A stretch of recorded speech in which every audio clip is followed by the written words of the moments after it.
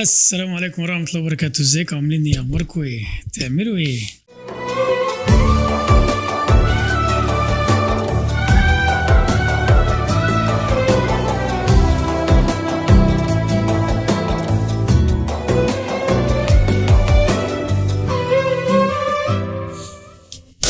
توب بقى وحركات. ارحبوا. عايزين نظبط الصوت لاني اول مرة اسجل بال XLR. انا بسجل على المايك ده. كنت الاول بسجل على الاستيريو، بس دلوقتي اكتشفت ان انا ممكن اسجل على الاكس ال ار. والاكس ال ار هو الجاك العريض اللي بيركب تحت ده. فان شاء الله الصوت يطلع مظبوط عشان انا اول مره اجرب يعني.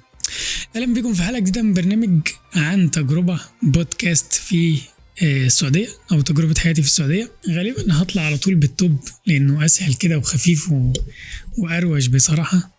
وباي ذا واي، في فرق بين الجلابيه والتوب، يعني انا ما كنتش فاهم الفرق بينهم عن تجربه بقى لما جربت. طبعا انا كنت بلبس الجلابيه عادي في مصر، يعني ده مش ينفع يتقال عليه جلابيه بصراحه. كنت بلبس الجلابيه العاديه اللي بتتباع في المحلات دي. ما جاش في بالي انك تفصل على مقاسك حاجه بتاعتك انت، اللي هو على قدك كده بالظبط وبتاع ومش عارف ايه. فالمهم واحد صاحبي قال لي عاملين عرض في محل كده من المحلات الفخمه الضخمه بتاعت القماش. فقال لي تعالى نروح نجيب قماش وبتاع مش عارف ايه، مش عارف بيقول لك المتر عليه متر هديه حاجه كده يعني.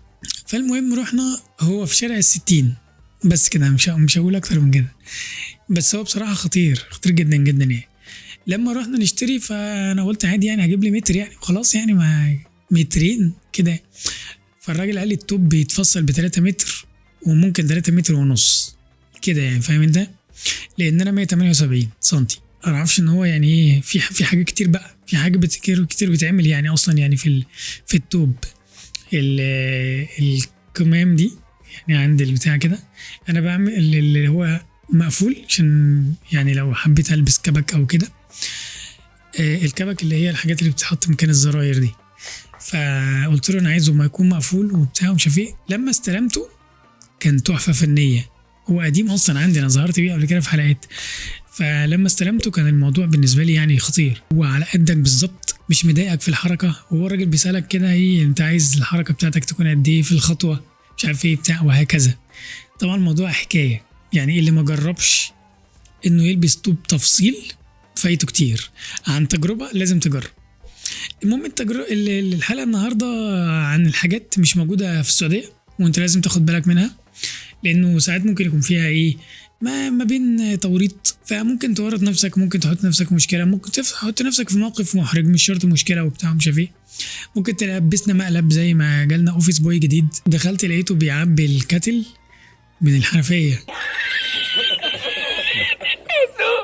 هو غالبا يعني جاي من بلد عندهم ميه حلوه زي عندنا كده، فبتملى الميه الحلوه من الحنفيه.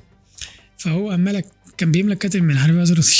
تعالى هنا، الميه دي هذا ما في شراب، يعني هذا راكب قاروره اوكي، هذا ميه ما في شراب اوكي. فما فيش ميه عذبه في الحنفيات، لكن القوارير هي المصدر بتاعك في الطبخ والشرب. الميه اللي في الحنفيه هي للاستحمام، غسيل الاطباق، مش عارف غسيل ملابس، مش أو حاجات زي كده. انما ميه حلوه يعني تتشرب من الحنفيه لا، ما فيش. فانت بعد شويه بتتعود على الموضوع ده.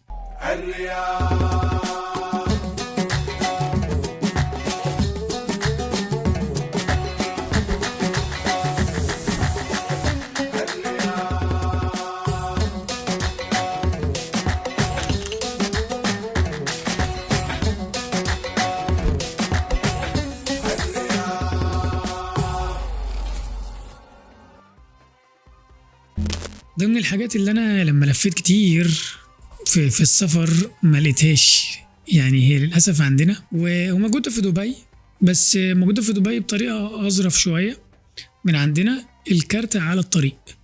الكارت على الطريق هي بوابات الطريق، بيوقفك وتدفع ثمن المرور من مدينه الى مدينه او من محافظه الى محافظه. طول ما انت داخل المحافظه ما بتدفعش فلوس، انما انت لو خرجت بره المحافظه ورحت محافظه ثانيه بتدفع فلوس بتاعه اسمها ايه، تنميه واصلاح الطرق وشويه حاجات كده. في دبي عاملينها بس بطريقه ظريفه، انك في كاميرات بس يعني زي الساهر كده، لما بتعدي بتقوم لقطك فبتسحب من الايه الرصيد بتاعك ان انت مسجله، اللي انت مسجله، ان هم يسحبوا منه فلوس، فما بيوقفكش وما بيعطلكش. هنا البوابات اللي على الطريق هي للامن بس، تمام. وكتير من الاحيان بيقول لك عدي، او ممكن كتير من الاحيان بتبص تلاقي ان هو مش موجودين فما بيوقفكش، فانت بتكمل مسيرتك عادي جدا. فما فيش كارتة على الطريق في السعوديه. بس هي عموما موجوده في بلاد كتير جدا، يعني حتى تقريبا في امريكا موجوده اعتقد، وممكن تكون برضو في دول اوروبا ممكن تكون موجوده. فدي من الحاجات اللي مش موجوده هنا. مش موجود هنا ان انت تدي بقشيش لحد. من ضمن الحاجات الجميله جدا انه هو البقشيش بيعمل ايه، هو البقشيش مش حاجه وحشه، لكن كتير، ودي كانت موجوده في مصر للاسف برضو، انه الشركه ما بتديلوش مرتب وهو بيعتمد على البقشيش، فبعد شويه بيتحول لمونستر، يعني بيبقى وحش لو انت ما اديتلوش بقشيش. وموجود جدا جدا جدا الموضوع ده في البنزينات في مصر للاسف يعني. طبعا لو الموضوع اتطور حد يقول لي ان هو اتطور يا سمير وانت اللي بقالك كتير مش متابع يعني. لكن لو ما اديتوش يعني بقشيش هيرخم عليك رخامه رهيبه جدا، او بيعمل حركه مش ظريفه، بيجبرك انك تدفع بقشيش. يعمل ايه؟ انت حسابك مثلا 97 جنيه، فتديله 100 فيقول لك شكرا، كل سنه وانت طيب، كل عام وانتم بخير، شكرا يا باشا، متشكرين. اي واحده من دول، المهم ان انت مش تاخد ال3 جنيه. طبعا في واحده تانية اشبه عند السوبر ماركت والبقالات، اللي هو يقول لك مفيش فك، خد لبان كده، فيجبرك ان انت تمشي بالبان، يعني تمشي مش جيوبك مليانه البان، يعني فاهم؟ علك اسمه هنا كده اللبان هو العلك، علكه. المهم المهم ان هنا في حاجه اظرف بقى من الحكايه دي. لو انت ليك باقي وهلالات بقى، تمام، فهو يقول لك تبغى تتبرع بيهم؟ اوكي تمام، دي تبقى حاجه جميله بقى، يعني دي انت بتسيبها وانت مبسوط. يعني موجوده في ماركتس كتير. ممكن تكون حاجه تانية اللي هي لو مثلا زي العسيم وانت معاك بطاقه اكتساب، فهو يقول لك ان انا ممكن اضيفهم لك على اكتساب.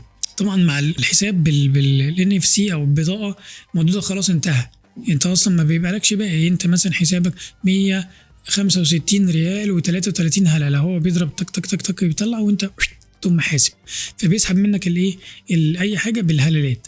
لكن لو انت بتدفع كاش ما فيش باقي، فما بيقولكش خد لبان، بيقول لك لو عايز تتبرع بيهم اوكي، مش عايز تتبرع دي براحتك، وبيدي لك. وفي كتير من الاحيان ممكن يدي لك ازيد من اللي انت، يعني مثلا ان انت حسابك 78 يعني مثلا ريال و78 هلله، فما فيش هلالات الفرق دي، فبيدي لك 25 هلله. هو كده المفروض هو ليه 2 هلله او 3 هلله بيديهم لك، تمام. فدي من الحاجات الجميله. فما فيش بقشيش في السعوديه، دي من الحاجات الجميله جدا.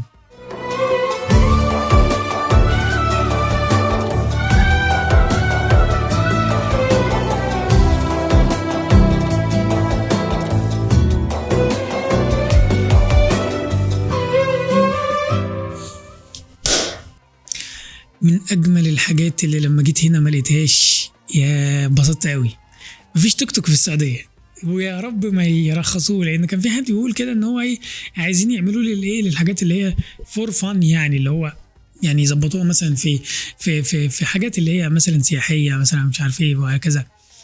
فلا يعني انا اشجع جدا ان هو ما يجيش هنا بصراحه. التوك توك ده شيء مزعج جدا جدا جدا بصراحه. فاحلى حاجه ان السعوديه ما فيهاش توك توك. مره شفت توك توك وحيد كده لوحده، كان في مطعم هندي على طريق الملك عبد العزيز، كانوا حاطينه ديكور كده، وتقريبا التوك توك التاني موجود في جده. هم التوك توكين اللي شفتهم هنا بصراحه، انما ما فيش تكاتك هنا. هذا اعتراف. من الحاجات الجميله التانيه التالتة الرابعة الخامسة، عدوا انتوا بقى ما بعدش انا. من الحاجات الجميلة انه مفيش ميكروباصات. فهو الميكروباص مشكلته في ايه في مصر؟ يعني انه بيوقف الطريق من اقصى الشمال يجي لاقصى اليمين، وانت بقى يعني مش يعني لو عاجبك اعمل حاجه. حتى كان في كليب بتاع MTM، لو طبعا مواليد الثمانينات هيكونوا فاكرين الكليب ده. MTM كانوا عاملين دي فرقه اللي هي كانت بتاعت امي مسافره وعامله حفله، طبعا مش هم بتاع ام تي ام هم كانوا عاملين اغنيه وكانوا بيتريقوا فيها على موضوع الميكروباص ده، فهو مزعج جدا بصراحه. فمن الحاجات الجميله انه مفيش ميكروباص في السعوديه، او الميكروباص هنا ما بيتمش استخدامه في النقل العام. النقل العام هنا اصلا كان زمان الكوستر، وكان الكوستر ده والله كان ظريف جدا، انا كنت بحبه قوي. فاستبدلوه بالنقل العام اللي هو سابتكو، اللي هو الاتوبيس الاحمر. وبعد شويه يعني بعد شويه هيكون الاتوبيس الاخضر اللي هو بتاع المترو ده. ففي نوعين من الاتوبيسات انا تقريبا قلت عليهم الحلقه اللي فاتت، اللي هو الباص والمترو باص. ولو انت في مكه وركبت صار، هتبقى عندك كميه سرور، يبقى عندك كميه سرور رهيبه لو ركبت صار في مكه. واو، ايه المتعه دي!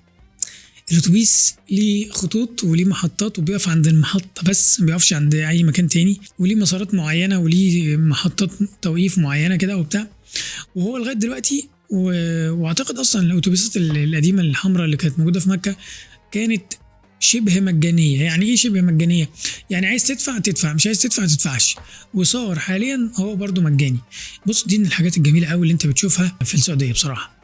يعني هو ممكن يعمل ايه؟ هو ممكن يكون انت بتدفع مثلا من الضرايب تمن الباص ده، بس لما بتاخد الخدمه من الضريبه تبقى مبسوط جدا. يعني انت بتدفع ضريبه وبتاخد قصادها خدمه مجانيه، فانت بتبقى مبسوط، فاهم؟ يعني دي من الحاجات بصراحه الجميله جدا. طبعا ما اعرفش هل هو فعلا يعني من خلال ان انت بتدفع الضرايب فهو بياخد منك الفلوس دي ويحطها في الباص، او لا حاجه تانية، هو لسه يعني مدعوم من الدوله. بس هو بصراحه جميل جدا.